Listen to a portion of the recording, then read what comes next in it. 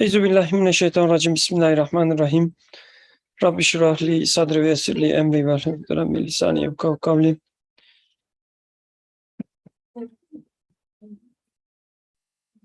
Assalamu alaikum ve rahmetullahi ve berekatuh.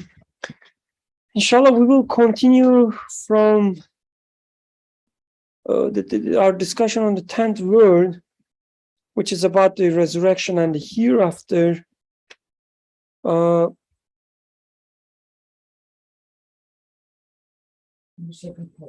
And this is the beginning of the second part. Okay, because I can't see the hierarchy. Okay.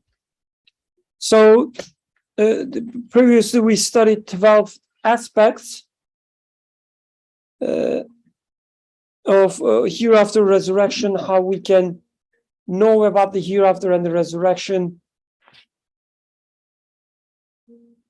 through some signs that we have in our lives here, knowing hereafter from here. So that was our model. And now I think we will talk about some truths. So these aspects were some parables, right? Story type explanations. And then now we will talk about the real life. But there's this introduction first, and okay. So do you have your books open? Could you tell the page number for others, please? Is it page 7? Yep. Okay, and since you have it with you, do you mind reading it for us? From the introduction. From the introduction, yes. Introduction. By means of a few indications, we refer here to several matters explained elsewhere, that is, in the 22nd, 19th, and 26th words. First indication. The foolish man in the previous story and his trustworthy companion correspond to 3 other pairs. The first is the instinctual soul and the heart. The second is the students of philosophy and the pupils of the all-wise Quran. And the third is the people of unbelief and the community of Islam. So I will interrupt from time to time. Okay. So just to remind that previously within this 12th aspect, we had 2 friends. One of them was the foolish man. The other one is the trustworthy companion. Of course, these are like a black and white. I said black and white, and then your team changed to black at night time. So anyway, oh yeah, probably voice recognition. Yeah. Anyway, this is like a black and white depiction. But I guess this is also the approach Quran takes. In Quran also, we don't like I talk about at least in the stories. The stories are not about the regular people, right? It's about either Pharaoh or Satan, or on the other hand, a prophet or the righteous man, and so on. So that the things will be, clear. The distinction between the two would be clear, so you can select the right path. In today's society, though, everything is so mixed. The truth, wronghood. The right and wrong. They are all mixed. So for us, it's not that straightforward to see what is right, what is wrong. That's, I guess, one important characteristic separates us from Sahaba, companions. So keep this in mind. This is for, let's say, what is the word? Pedagogy? Pedagogical? Yes. Reasons. There's black and white, the stories. And now he says, this foolish man and the trustworthy companion corresponds to instinctual soul, like this, your soul, nafs, that wants things, desire things, and everything. And then the heart. Or the students of philosophy and don't take it as an academic, the endeavor. When he says student of philosophy, what is the Turkish word actually? Is it falsafa? Okay. Student of philosophy, he means a certain mindset looking at the universe, versus the pupils of the Quran, right? Or the people of unbelief versus community of Islam. So these two things, the two people corresponded to these two entities. Okay, we can continue. The worst error and misguidance of the students of philosophy, the people of unbelief and the instinctual soul, lies in not recognizing God. Just as in the preceding story, the trustworthy man said, there can be no letter without a scribe, no law without a legislator. We too say the following. A book, particularly one in each word of which a minute pen, a minute pen, has inscribed another whole book, and in each letter of which a fine pen has traced a poem, cannot be without a writer. This would be entirely impossible. So too, this cosmos cannot be without its inscriber. This is impossible to the utmost degree, for the cosmos is precisely such a book that each of its pages includes many other books. Each of its words contains a book, and each of its letters contains a poem. The face of the earth is but a single page in the book of the cosmos. See how many books it contains. Every fruit is a letter, and every seed is a dot. In that dot is contained the index of the whole tree in its vastness. A book such as this can have been inscribed only by the mighty pen of the possessor of glory, who enjoys the attributes of splendor and beauty, and who is the holder of infinite wisdom and power. Faith, then, follows inevitably on the observation of the world, unless one is drunk on misguidance. You continue, please. Similarly, a house cannot arise without a builder, particularly a house adorned with miraculous works of art, wondrous designs, and amazing ornaments. As much art has been put into one of its stones as into a whole palace. No intelligence will accept that it could arise without a builder. Definitely, it needs a master architect. Moreover, within the building, veritable rooms take shape and change each hour with the utmost order and ease, just as if clothes were being changed, or as if scenes were passing across a cinema screen.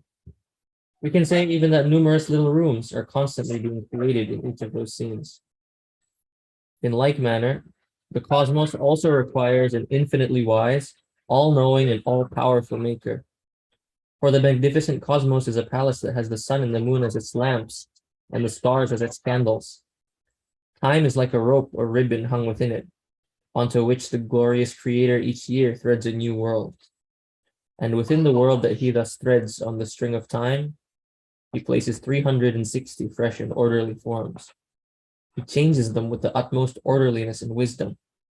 He has made the face of the earth a bounteous spread, that he adorns each spring with 300,000 species of creation, that he fills with innumerable kinds of generous gifts. This he does in such a fashion that they all stand apart from each other, quite separate and distinct, despite their being at the same time so close and intermingled. Is it possible to overlook the existence of the maker of such a palace? Again, to deny the existence of the sun on a cloudless day at noon, when its traces are to be observed and its reflection is to be seen in every bubble on the surface of the ocean, in every shining object on dry land, and in every particle of snow. To make such a denial would be to rave like the deranged. For if one denied and refused to accept the existence of the single unique sun, he would be compelled to accept the existence of a whole series of minor suns, each real and existent in its own right, as numerous as the drops and bubbles of the ocean, as countless as the particles of snow. It would be necessary to believe that each minute particle contains a huge sun, even though the particle is large enough only to contain itself. It would be even greater sign of lunacy and misguidance to refuse one's assent to the attributes of perfection of the glorious Creator, even while beholding the well-ordered cosmos that is constantly changing in wise and regular fashion, that is being ceaselessly renewed in disciplined manner. This too would be like the ravings of a lunatic, since it would then become necessary to believe and accept that absolute divinity is present in all things, even a particle. For every particle of air is somehow able to enter and work its effects upon every flower, fruit, and leaf, and unless the particle be entrusted with this task by a creator, it must know of itself the structure and form of all the objects it penetrates and affects. In other words, it must possess all-encompassing power and knowledge. Just a minute. So let's. How many more? Okay, let's finish then. I cannot check from here. Okay, I'll continue. Every particle of soil is potentially capable of giving rise to all the different seeds that exist. If it is not acting under command, it must contain within itself equipment and instruments corresponding to all the various trees and plants in the world. Or, to put it differently, one must attribute the particle such artistry and power that it is aware of the structure of each of them, knows the forms that each of them is caused to assume, and is capable of fashioning those forms. The same is true with respect to the particle and other realms of creation. From this, you can understand that in all things there are numerous and manifest proofs of God's unity. To create all things from one thing, and to make all things into one thing, is a task possible only for the creator of all things. Pay heed to the sublime declaration. There is naught that proclaims his glory with praise. For if one does not accept God, the one and unique, one must accept gods as numerous as created beings. Exactly. Such a beautiful reading, isn't it? We have our winner, I think. I'm sorry. The speed, like a tone, everything was perfect. Alhamdulillah. Okay, let's go to the beginning and start from there. But before doing that, so I'd like to hear how you felt when we read this part. It's not about, whether you find the text compelling or not. When you read it through, if you followed his beautiful voice, of course. How did you feel? Did you take it as something, talking to you, or is it so technical? I don't know. It's so boring. How was it?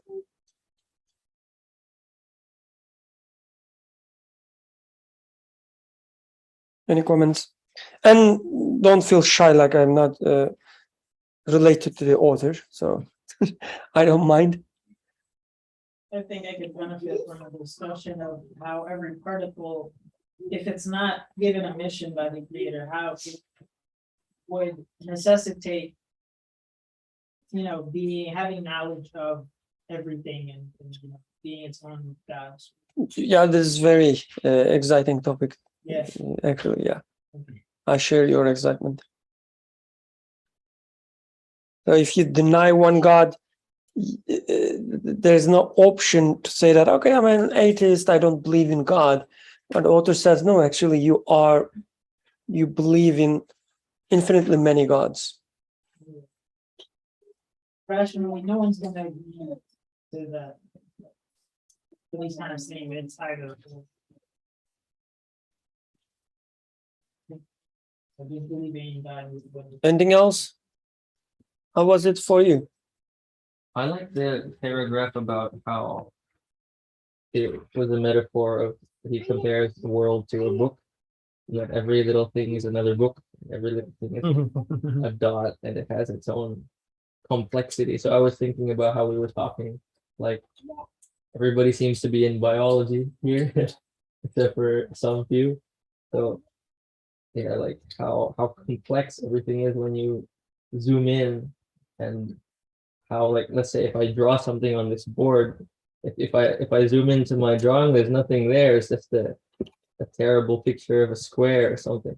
Except for whatever is in this world, if we keep looking into it, there's so much complexity. Like somebody can spend his entire life studying a certain particle that's special somehow.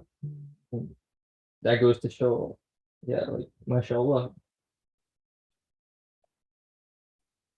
One of the points that I really got from this like I was saying, from all the metaphors, and it's something that I think we talked about on Tuesday as well, but the idea that creation cannot be its own creator, there has to have been something that preceded it to create it, and it can't sort of like defy its own creation, I suppose you could say. So that's one thing I got out of this sort of section.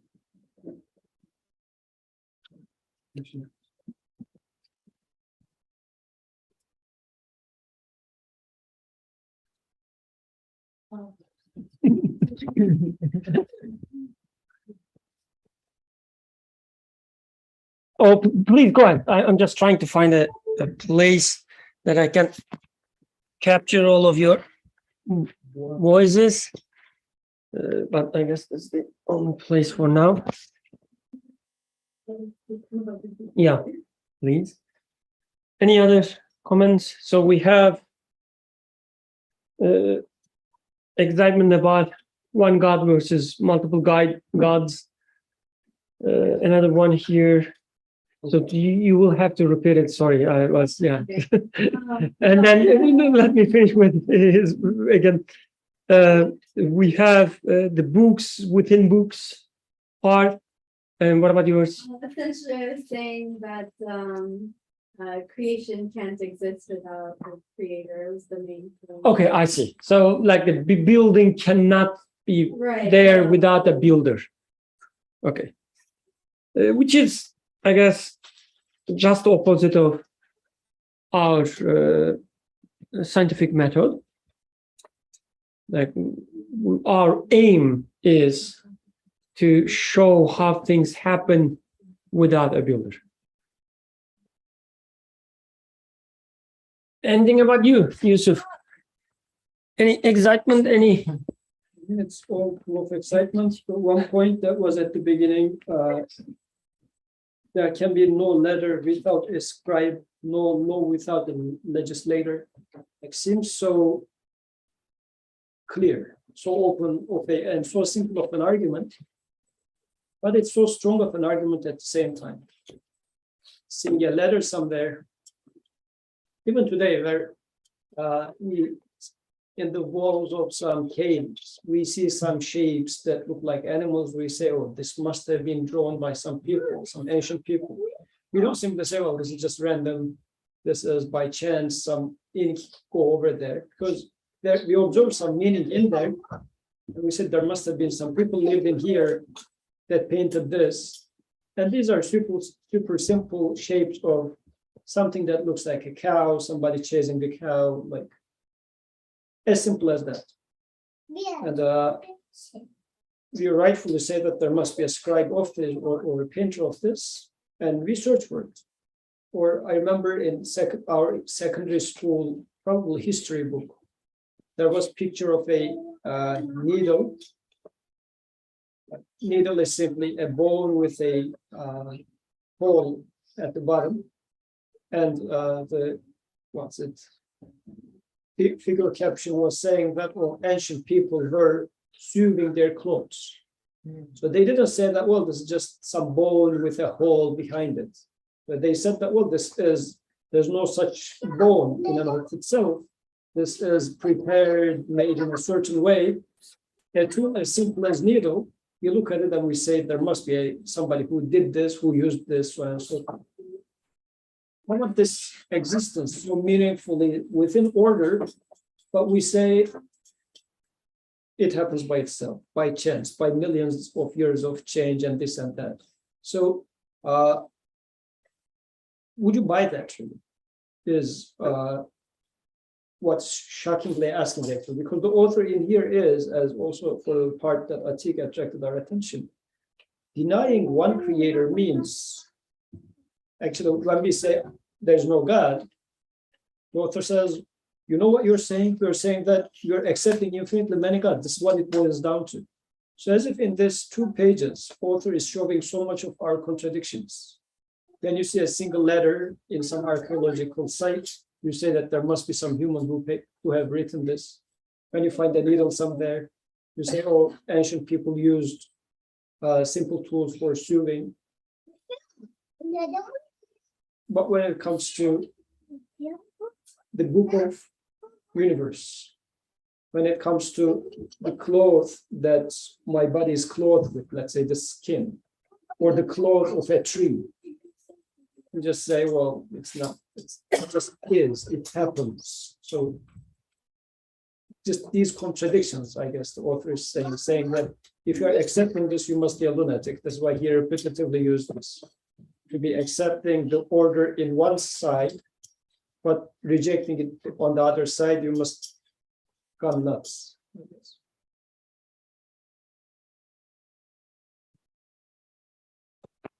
Should we start from the beginning? Any other comments?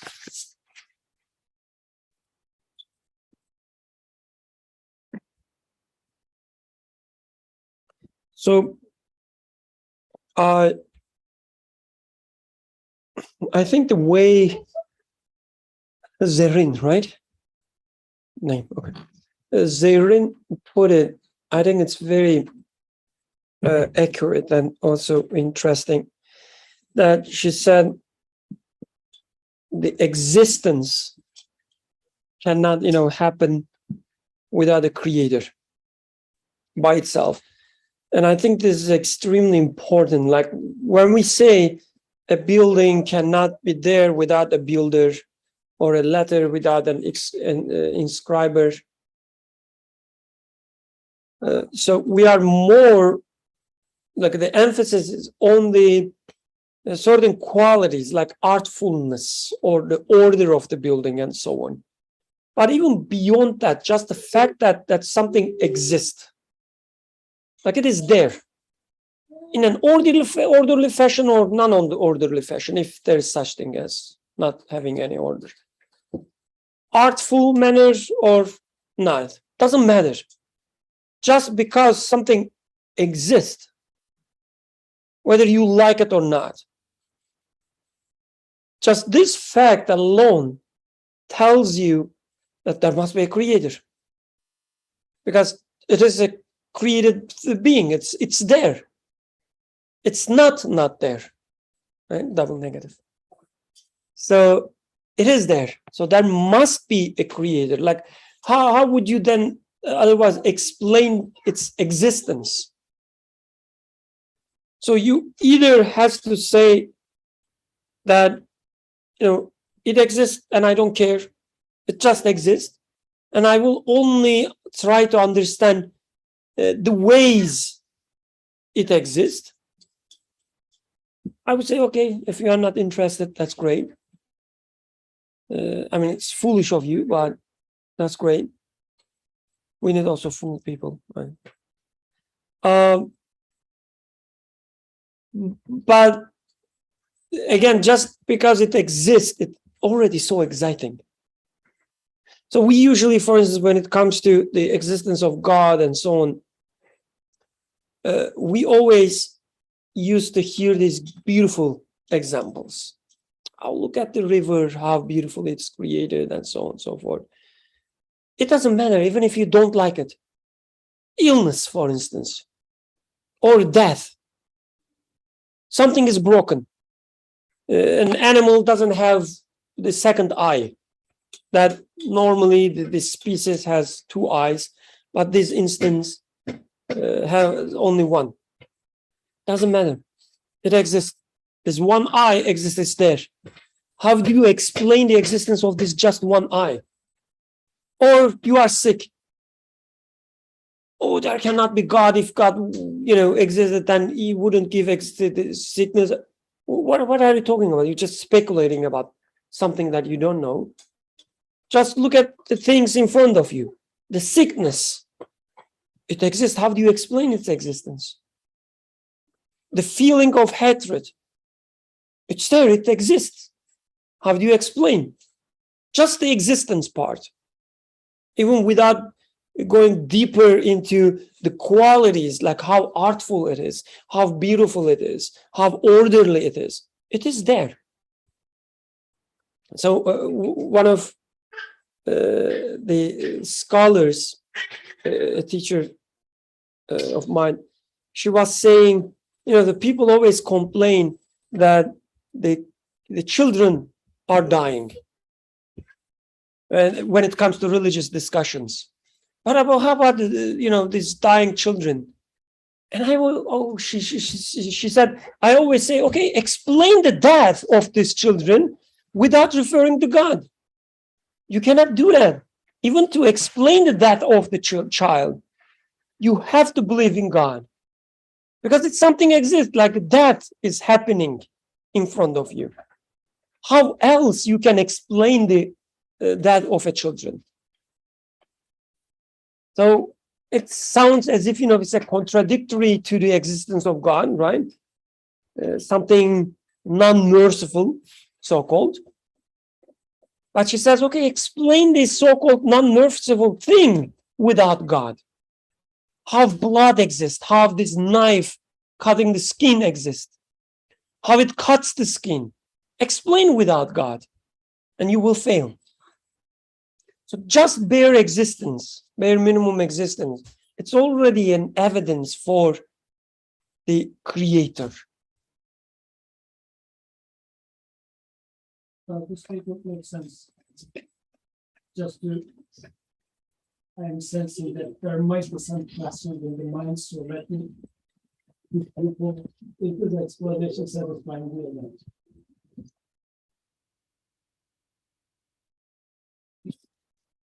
I think mere existence or like mere creation can tell that there's a creator, but it doesn't tell really like what kind of creator it is. So for example, I could believe that there is like some superpower that started with it.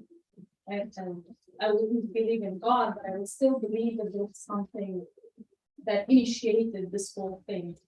But I think when we look at things that are more how things are, for example, complex, intricate, could be beautiful. It could be also like how, for example, at that basic level, like things are really the same, like when it comes to cell, whether it's a bacteria or a human being.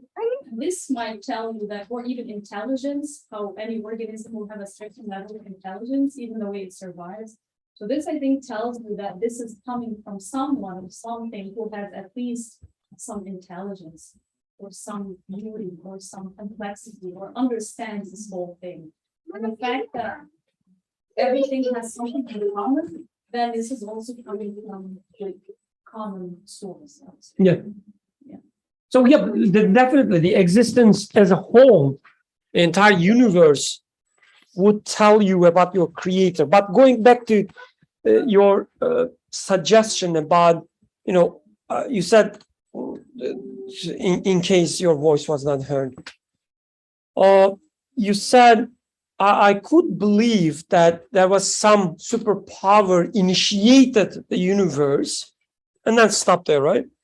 So when I say the mere existence requires the creator, I think it requires the creator every single moment. Because the existence is there, it's not only there, like if you are explaining this initial moment from your perspective, initial moment, yes, you need a creator of this moment. But the things continue existing now as well. So you need still a creator now as well. So you cannot just say that, creator was there and then not anymore. If you want to believe something like that, then you have to say that nothing exists anymore. Otherwise, as author says, you have to attribute a creatorship to things themselves so that they can sustain their existence. Do you agree with that statement? You look like we are courtroom. No. I enjoy it, but objection, my. I feel like there are objections, but people are just being kind. They're just saying that, well, I guess it's what he's meaning, but I don't agree with probably this is what's going on. Is that how you feel like? No, I agree. No, you don't agree. What does it mean for a thing to continue existing? Like simply, I don't believe that a cell knows when it has to move on. Like, of course, something is telling you for, you know, at a certain time point, a certain environmental condition, the cell evolves. Like, it's not just, you know, like, So cell dividing is what? It's an example of change, right? It's an example of a change. Cell dividing, water evaporating, hydrogen and oxygen becoming water. These are all changes. And actually, what we observe as time is constant change. So the question is, can this change happen by itself? This is what we observe as being, because like if everything was still, would you sense anything? Like imagine you go to a movie, it's just one frame, it stays there. And even your eyes are not moving because they are imagining no change, right? Even we keep seeing because our eyes are just moving so much, right? This is how the sensing is happening. There has to be a change even for recognition. If there's no change, we wouldn't be noticing anything. So change is a constant parameter in this existence. So the question is, how does this change happen? Because is hydrogen and oxygen creates water? Because water is a new entity. Hydrogen and oxygen was a different entity. Water is a new entity. Hydrogen and oxygen went away, water came in. Or many new things came in, many old things disappeared. How did this happen? This is what I think existence means, right? A new existence comes into being. Some old existence now disappeared, it's not there anymore. How does this happen? Even when you don't sense any change, at least initially, you still say that the thing exists still. So the existence does not cease. And I guess, the basic thing is we see this constant creation taking place. But when we say initiating, for example, what we are attributing is, or let's say with the Big Bang idea, for example, as if once the creation is created out of nothing, then it can sustain itself. Like hydrogen and oxygen can create water. Or to give an example of a cartoon, just the, Walt Disney has drawn Bugs Bunny once, but then since that day, Bugs Bunny is moving all over the place. Or like the previous frame of the picture in a cartoon, does it make the next frame? And since we see those frames coming one after the other, we feel like, oh, Bugs Bunny raised his hand or put his hand down. But is it the previous frame that made the next frame? Is it the hydrogen and oxygen coming together? This is the previous frame, made the water, which is the next frame. Because something that was not in the previous frame is now observable in the next frame. So a new creation is happening. And something that was there is not in here anymore. So something is erased. What makes this? So this is why existence is constantly changing, being updated. Likewise, me. Is this Yusuf an artifact of yesterday's or last moment's Yusuf? Like when a cell divides, is it like the previous cell is making the new cell? Who is the maker? What is the maker? So this is, I think, what all this idea of how do we explain existence? Because there's this constant change, creation. To me, the way this makes or used to make much more sense was the question I was asking. A computer screen is being refreshed 60 times, 70 times a moment. But I feel like when a ball is jumping from one end of the screen to the other side of the screen, as if it is the same ball that is being jumping over the screen. But actually, when I unplug the computer, no ball, no nothing is left. every single frame of that was being renewed 70 times. And it was not that the previous frame was creating, generating, making, however you would like to name it, the next frame. It was all being done from afresh. Or I need to ask, how is it being made? Like, is it that the previous wall is making the next wall? Or what is required to be able to make this? Because the first wall in the first place is required to be drawn in and of itself.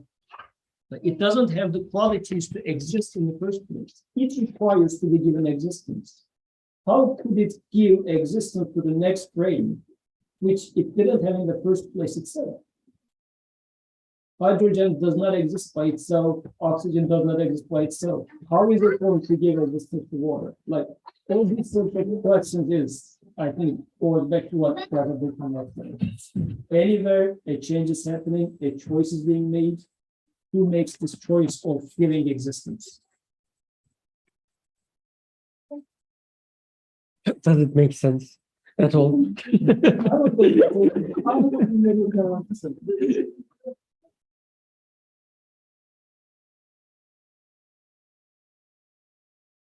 So yeah, the change, I guess, so integral, the fundamental in our creation. It's like a reminder of the weakness of the things for giving rise to their existence. Like everything is changing, nothing stays same. So as if everything comes and then taken away, and then new things put. But even if you are not aware of this change again, I guess even if you think the same thing is there constantly, you still have to ask how it exists in this very moment. Like, I'm not talking about the atoms or the forces and so on billions years ago. I'm asking about them now, how this thing exists. The way I would disagree with this one would be, like, if it were to exist eternally, I would say, well, it had always been. If such a statement is acceptable, probably we can find holes in this. Could it really exist eternally? But if a thing was eternal in terms of time, I would say, well, it was always existing. It never ceased to exist. Like existing is its basic property. But there's no such thing in this existence that is existence is its basic property. Everything is changing, which means comes into existence, is being given existence. Nothing stays still. This is why materialist worldview is, or has been claiming that matter is eternal. Because if the matter is eternal, then we can come up with a by chance, by coming together, like integration, disintegration, billions of years, this and that, things come into being. But wait a second, you say, matter being existence, water was not existing. It was hydrogen and oxygen. It was not water. Something new is coming into being. So matter being eternal, what do you mean by even matter? If you go into subatomic particles and whatnot, doesn't make sense. This is why this constant change, if eternity would be possible to be attributed, like existence, if it was a basic property of things, then it could have been okay, but it's not our observation, it's not our experience. So I'm not saying that it is our observation, but I guess the point is, if you want to attribute eternity to something, attribute it. Then you are saying that this is something eternal, and this is part of the definition of God already. So you are giving godness to the matter of whatever you want, and it will fail. So yes, I'm not saying that change is not there. It is there. But even if you are not aware of it, that's what I'm saying. Like, you have to realize that the existence, changing or not changing, just the existence in the instant, like a second, the smallest time instance that you can experience. That existence itself tells you that there must be a creator. One reason I'll be a little bit insisting in here is No, go ahead. we are talking about what we experience. The reason being, for the existence of the creator, we wouldn't be saying this. So existence in here, we are not talking about a abstract concept of existence, right? Any existence will not require a giver of existence, for example. If the existence is an inherent quality of that being, then we wouldn't be questioning who made this. But in this existence, we don't see that. Existence is not inherent quality of beings. How do we know that? Because they keep changing. No, I agree. So you would, without realizing that everything is changing, and this is what happened historically, without realizing everything is constantly changing, we thought, right, the matter was eternal. And this is what I'm saying. You have to attribute it to something. Either you will attribute it to a creator or to itself. And then, as author says, when you start attributing things to themselves, you will end up with small gods everywhere. There's no escape from it. So, and I'm saying exactly that. Like, initially we did, thought, at least like when I say we, Greek philosophy. We thought that the existence, it doesn't change. So you still have to explain the existence though. And what you did, you said, okay, maybe it's eternal. So it means I'm attributing the creatorship to the things itself. So you cannot escape from it. You have to explain it one way or another. So I'm not saying, yeah, you are right in that sense, which also, I guess, goes back to what. Help me. Sarah, sorry. It happens with my wife as well. So, so it's not about what Sarah said. So you say, okay, there must be some kind of creator, maybe the matter itself. It doesn't tell you what kind of creator, just the existence itself. Yes, you are right on that part. So you can attribute the existence to think itself, but then change comes into play, and you say that, oh, I cannot attribute to the thing itself because it cannot sustain its existence. But just the mere existence already tells you that there must be an eternal one. And then you can attribute it to the thing itself, and then you will fail in the next step. I don't know if I'm making any sense or.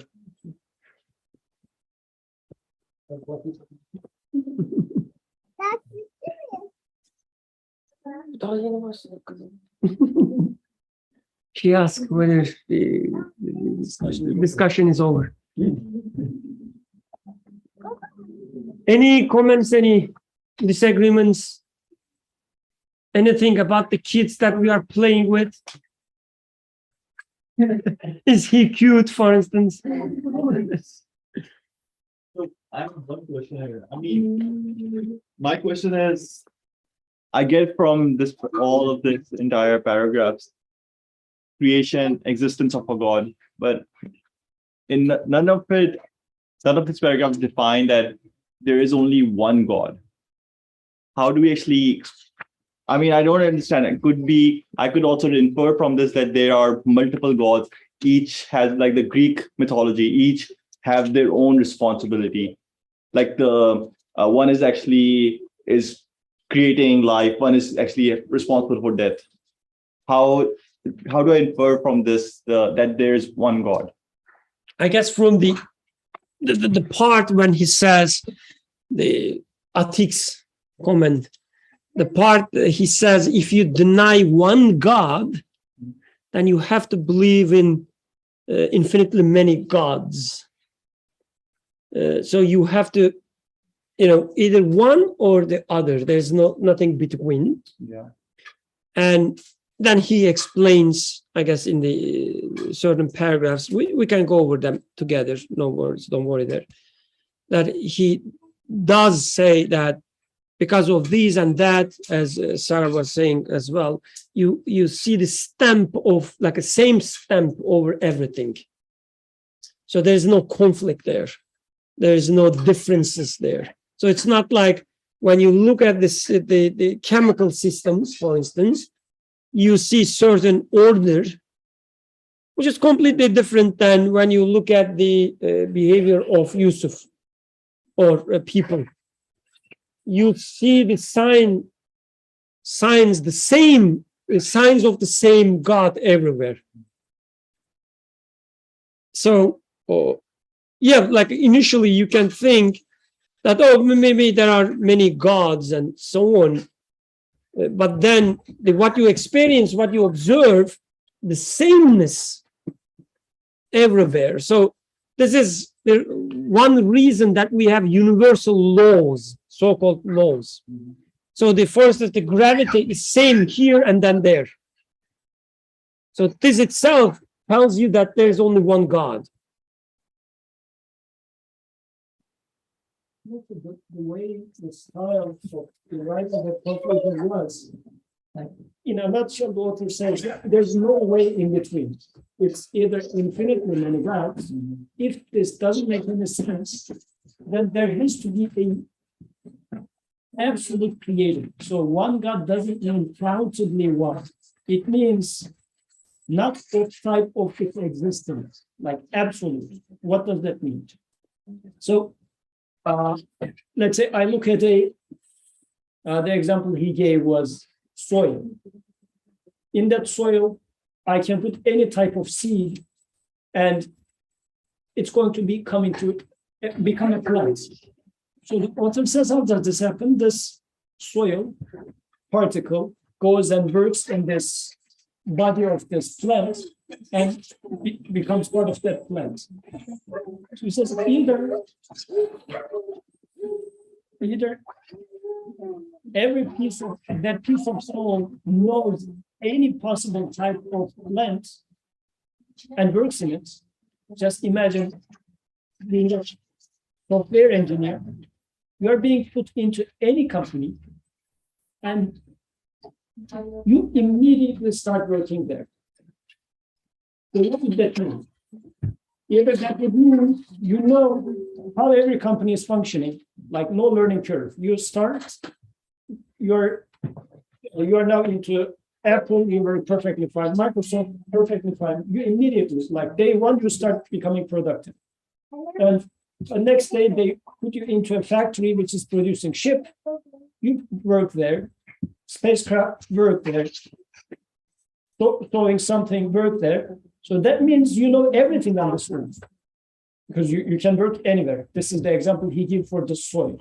Because any seed you put, it works perfectly. So he says, making an analogy, this piece of soil knows any type and every type of plants. Either this is what you will accept, or you will say that, well, since soil cannot be having this quality, and actually nothing within existence can have knowledge of everything, but still the manifestation seems like nowhere of everything is at work here. So therefore, there must be knower of everything, but he's nothing like this. Like the concept of abstract is a little bit hard, but absolute is. So if anything from this existence that I'm in was able to take this role, I would say, oh, this is doing it, or this is doing it, right? And when I say this, by definition, it is something that has a shade, that has a boundary. This is how we define things. It might be a huge knowledge, but I would say, oh, this guy has huge knowledge, or this mountain, or is it this galaxy? But we cannot find such a thing in this existence. Yet, we say that, but the manifestation is here. Whomever is acting on this particle, or this soil, or this plant, is knowing of all the plants, and also aware of and has power over the sun because plant is working with sun and everything together.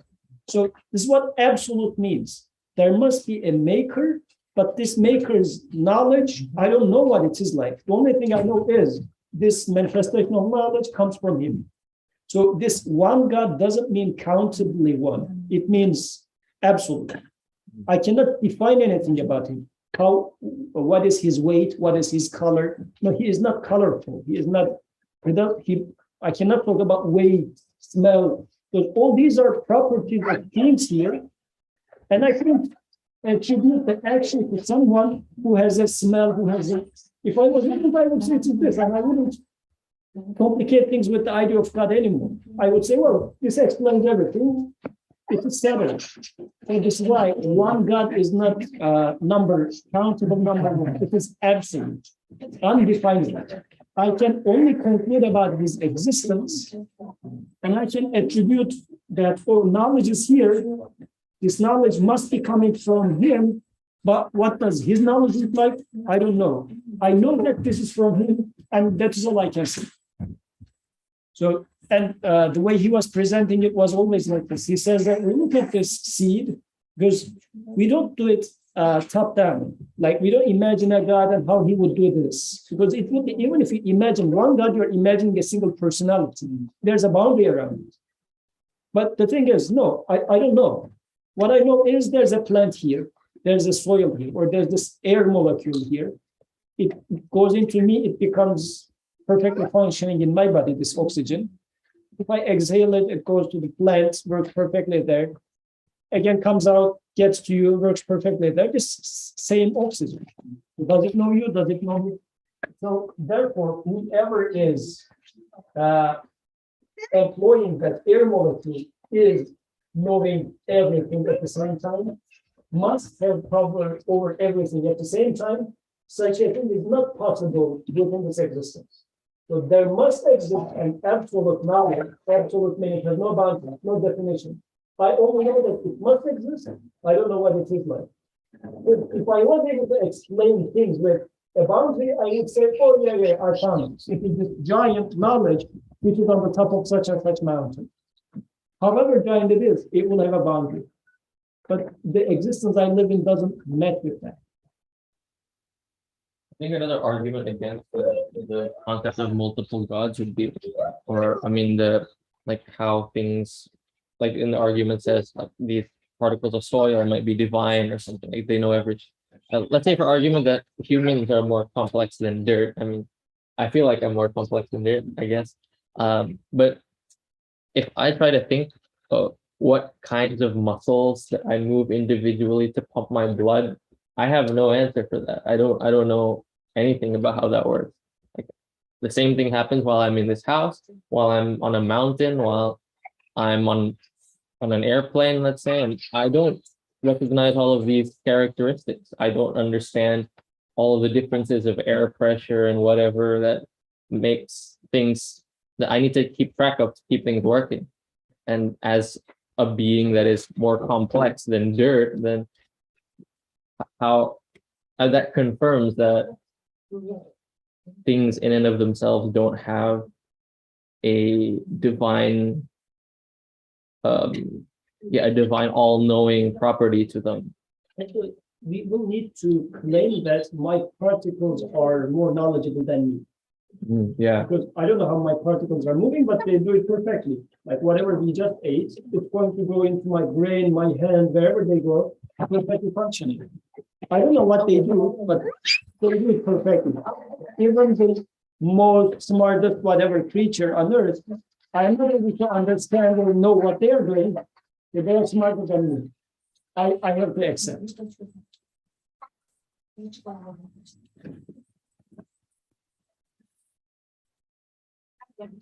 Any other comments? Part of your dreams for those who were sleeping?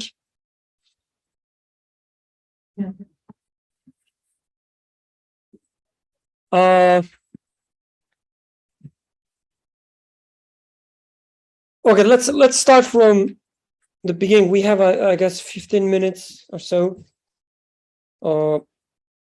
Actually, starting from the beginning would be not that useful, because next week we will probably continue from the second one. So let's go over the entire text and in general. So just as a reminder, the first argument was about a book must be written, but he is talking about a special type of book. It's not like just a book. Even when you see a book, you say there must be an author. But if I give you a special type of book in which every page has it's a book itself within the page. So it's like a very tiny inscriptions on every page that when you read them, you see that there's another book within this page, just a page. And then when you look at the just single letter, you see, to think about the ink making the letter, right? But then think about the very tiny, tiny inscription when they come together, make up a letter. When you look under the microscope, for instance, the letter is another book or passage or poem itself. So I'm handing you this kind of book, then you would say definitely it's a work of, not only a writer, it's a special type of writer. And then he says the universe is not any different than this. It is even more complicated than this, right? You can build up an entire domain of science studying just a single protein, right? Within just a single protein, there are many pages, many books, many inscriptions. And then you go deeper, you find another realm, another domain, another, the set of universities are required to study just a single atom. And then you go deeper, another domain of science emerges. So there's no end. Wherever you look, you will see a highly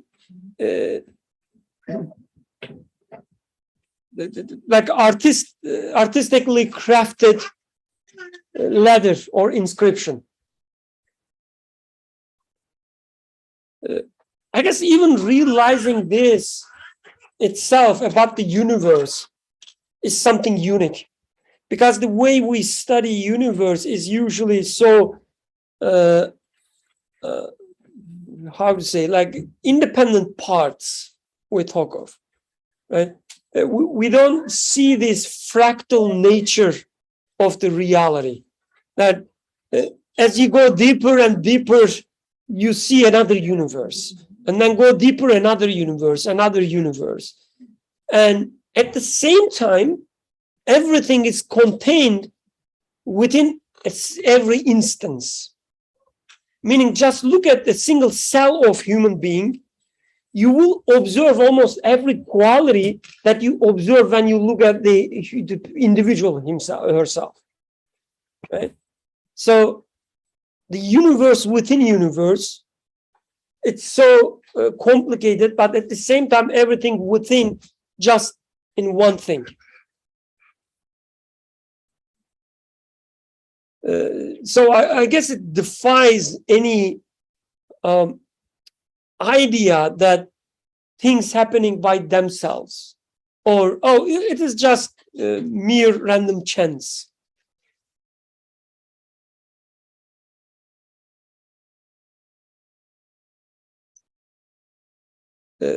So when we, discuss things like evolution and so on and so forth, even that part we take it so isolated, and we are just talking about the species and so on. I don't forget about the species. Just look at just one thing and see its complexity, the order within the just one thing. And you already know that it cannot be product of mere randomness. Just one thing. Forget about the chain of species and all these details. Just one thing itself. To explain one thing, you have to refer to the entire universe, because everything is so interconnected.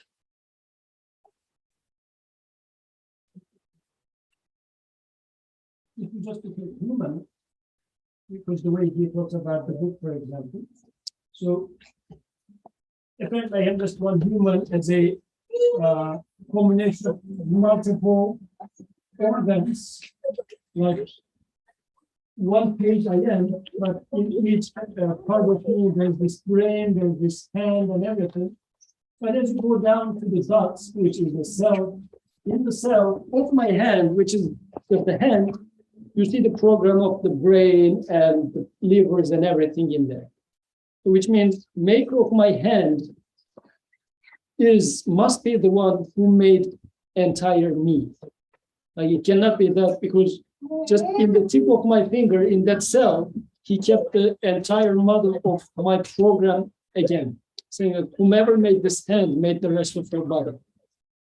So by putting this signature of at the very seed of everything, putting the entire plan, actually, he's saying that, oh, here, the one who made this tip of that finger or this tiny cell is the maker of the entire thing.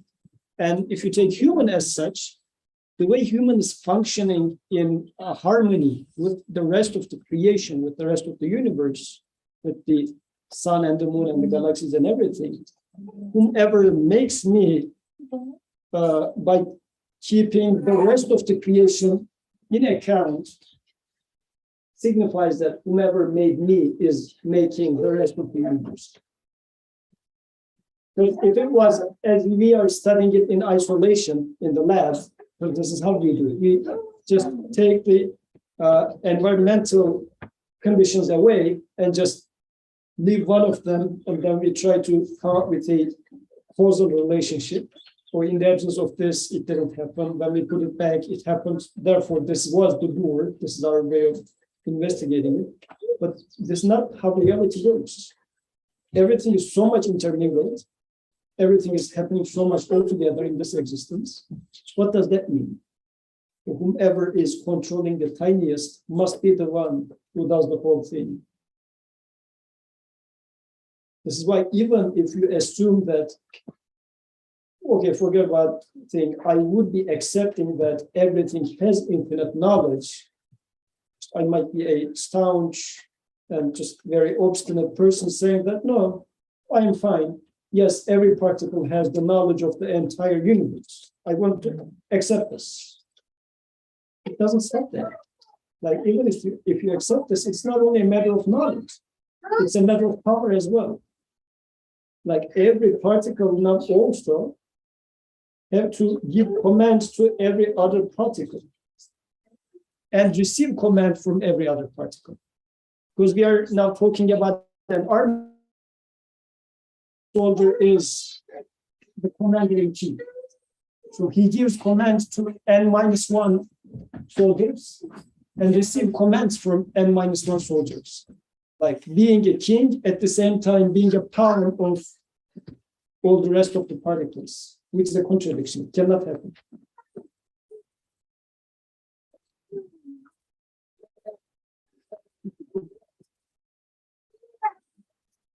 And so speaking of this infinite knowledge, infinite power, infinite beauty, infinite art, whatever. So as he said, Yusuf said, like it doesn't stop anywhere. Like you have to first start with, let's say, infinite knowledge. Because again, everything in the universe is so intermingled. Like to change one thing here, you have to control everything in the rest of the universe. You cannot just define a local rule here and say that, well, do you know what? The particle here will act this way. But it has to follow every other particles in the universe.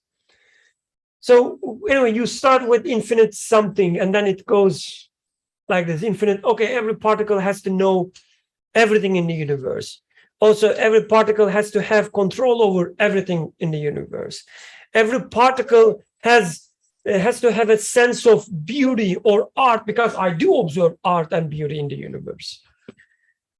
And then you end up with gods in every particle.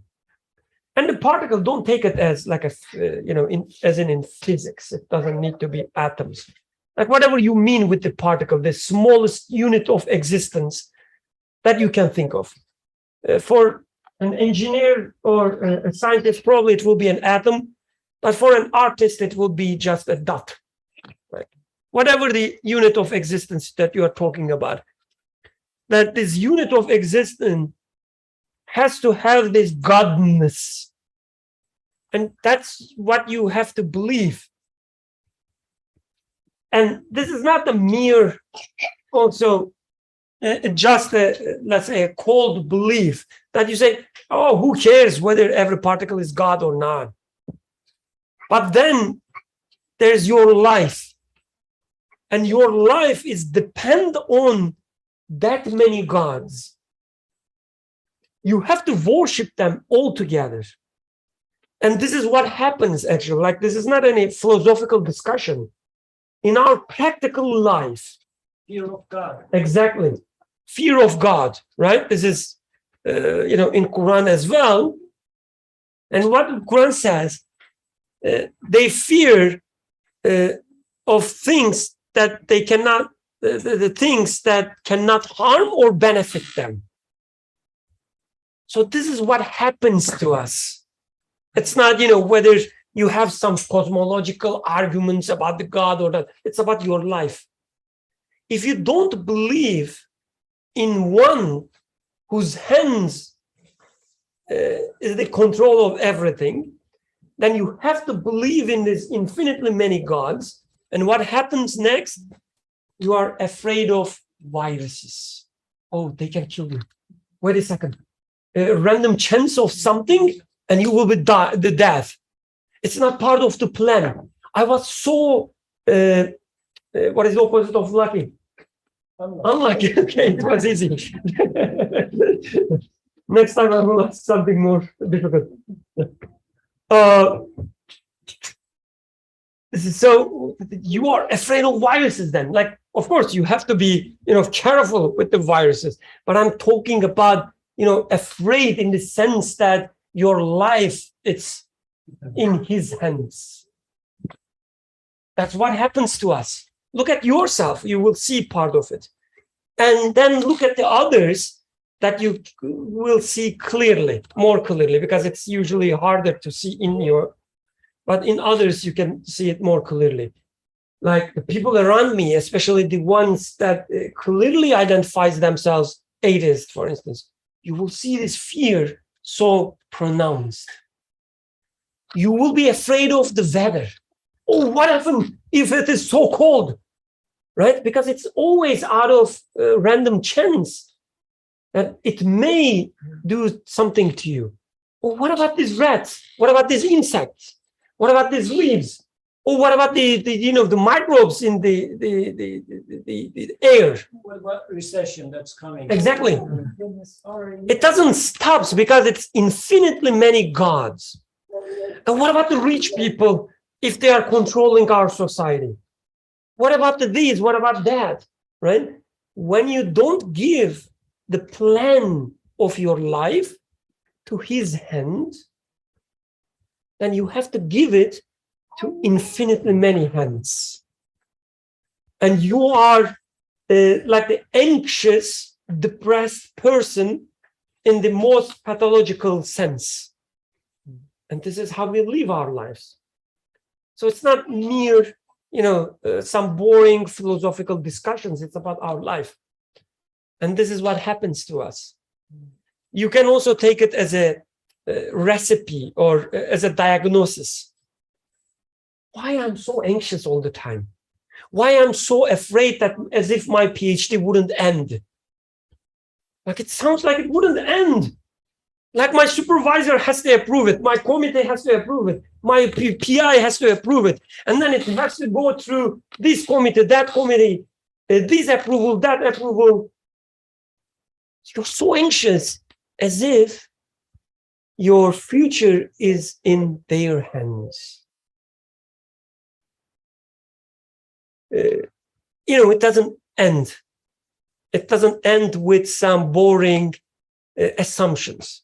Now, who cares whether it is the absolute God or every particle has godness, or this is what happens. This is everywhere. This is everywhere in our life. it's like a virus. Its manifestation everywhere is different, but it is the same issue of, as the author said, it was just one sentence at the very beginning. Their common mistake is that they do not recognize God, is what he said, right? Not recognizing the creator. And like in the story of Satan and Adam alayhi salam in Quran, so Iblis rejects Adam, saying that I am better than him because you created me from fire and him from clay. The problem was the same. Fire is inherently more valuable than clay. Assuming an inherent value or inherent quality in things themselves. Oxygen is oxygen, hydrogen is hydrogen, they come together and make something. We are assuming inherent qualities in things themselves, giving them godly qualities. So it's not total denial of God, for example, because the conversation in there is happening with the creator and Satan is talking. But Satan says, you made me out of fire, him out of clay. And but fire and clay, there is a difference between them in their quality, inherently. So giving inherent qualities to things themselves. This was Satan's problem. It was as if like Turks are better than Greeks. Same issue. You should give another example because it's so obvious. This we call it racism. When it comes to Oh, sorry. This we call it racism, but it's still manifestation of denial of God also. When it comes to particle, we call it like atheist or believer of God. So when it comes to me, my advisor, you versus economic recession, all anxieties and everything, the core reason is not recognizing the creator. And it eventually also takes us to, since this is our topic, resurrection. Life is not inherent to me, life is being given to me, versus, no, I live as long as I live, and then I die, I am done. As if I am the source of my own life, and once I die, I don't know, like, he's going to give it back to me. In the first place, it was not given to me, it was mine, but somehow it goes away from my hand, then I'm done. And also, again, let's tie with the resurrection and then end there. Yes, we are almost out of time. So, in a life where your existence, or in a universe, let's say, your life is at the hands of infinitely many things, you are already so lucky to be alive, right? Because it's all random chance, if it is the case, that you are so lucky that you exist. And then what happens when your existence ceases, like when you die, it's done. Because, you cannot even explain your birth at the first place. It's so, you are so lucky. And when you die, it's then you're gone. So you have to believe in that. And this is what we believe most of the time, right? When we deny the hereafter, this is one fundamental reason. Because our life is mere chance. And when it ends, there is no reason to it continue or it change its form or anything. It's just done. But when you realize that, your life is actually in the hands of one, the absolute one, who creates everything, who creates also the desire in you to live, then things start changing. Now you start questioning, the death also is created by him.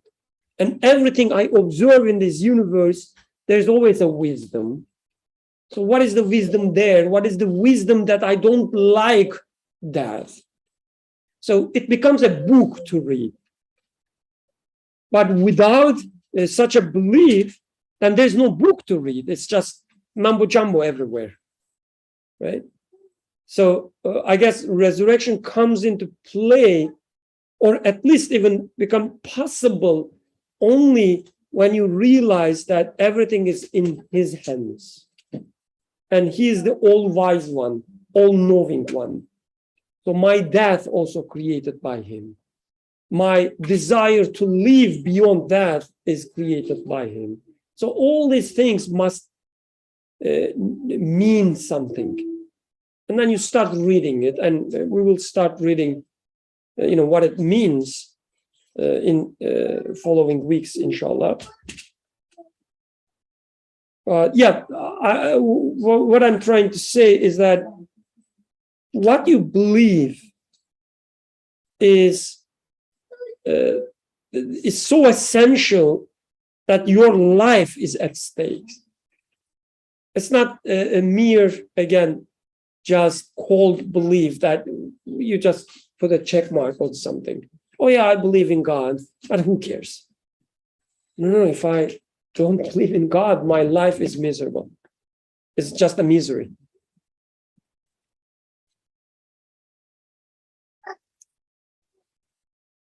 Any final comments, questions, disagreements, objections, insults? No? Nothing from there? Oh, you have something. Kind of thinking about was that if things were really kind of left up to just random chance, like it I think it really coincides with the idea that there are like multiple, you would have to believe if you believe things are random, you would have to believe in the idea of infinite gods, like we were saying, because then every single random like particle or whatever has its own sort of power, and we would assume knowledge. And so it would be like we were saying, we'd be living in constant fear of just like nothing being guaranteed. We're sitting here now because we take for granted that we're going to continue to be sitting here versus falling through the floor or something. Exactly. To the Exactly. like, core of the earth or something. Like if things were truly like random, there's an equal chance of any possibility like happening. And Oh, you just dissolve in the air, right? spontaneously combust or something. And that doesn't happen. So yeah, that's something I was reflecting on.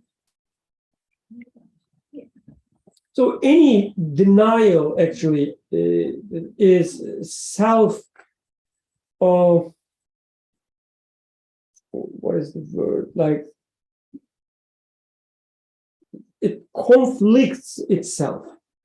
Like because the source of denial is usually starting from, oh, we have these universal laws and so on and so forth. It starts from the order, and you end up with the chaos in the dictionary sense, not in the scientific sense. Chaos, like a non-order. And then you starting from the order, reaching to non-order, and from this non-order, trying to explain the order again. So it's like it has to be conflicting itself. Any type of denial. Okay, let's stop here. Maybe. سبحانك لا علم لنا إلا ما علمتنا إنك أنت العليم الحكيم وآخر دعواهم أن الحمد لله رب العالمين. الفاتحة.